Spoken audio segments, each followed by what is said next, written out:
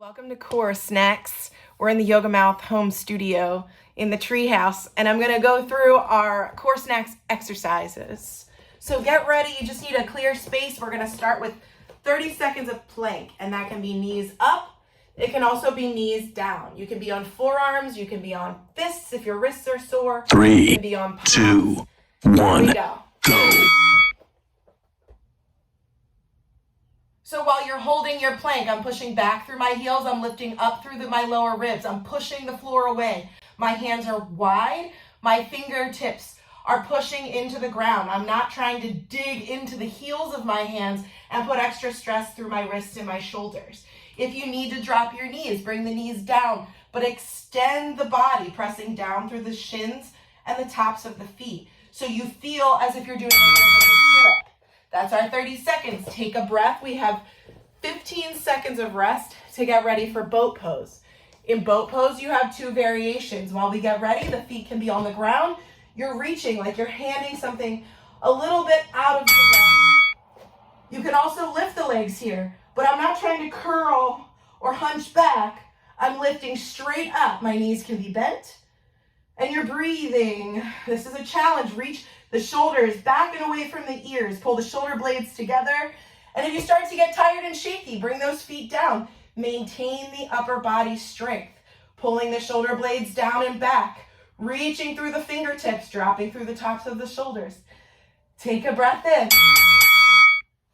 We made it. Okay, 15 seconds, setting up for our beach ball. Your warrior 2 feet.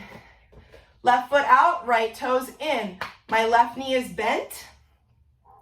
I'm going to reach over like I have a big beach ball, pulling back through my right shoulder. Pressing down through the heels, inhale. And exhale. Shifting. Build it on the other side. Feel free to adjust this to your own and do 30 seconds in one direction and 30 seconds in the other. You can customize it. This is an example of how to do it. You can switch again. But holding yourself up through your rib cage, pulling that right shoulder back. And that's time. 15 more seconds to get ready for V-ups. For V-ups, you're laying on your back. If your lower back starts to get tender, I have an ab mat. It's just a little speed bump that I put under my lower back to keep it flat. You can also bring your hands underneath your back if that feels more comfortable. You will just have to do the V without your hands. If you're comfortable releasing your hands, the arms and legs go out and then come up together. I'm reaching down through my lower ribs. I'm not stressing out my neck. My ears are over my shoulders. And I'm coming back up.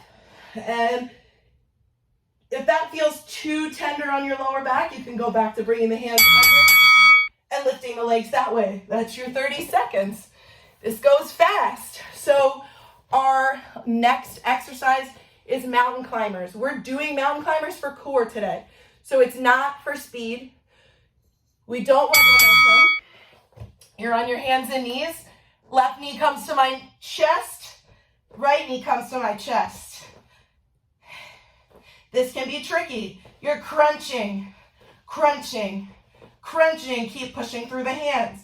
You can use fists if necessary. Keep going. If you need a little break, you stretch out through dog, but keep going. We're almost there. This is tricky. We made it. Okay, take a breath.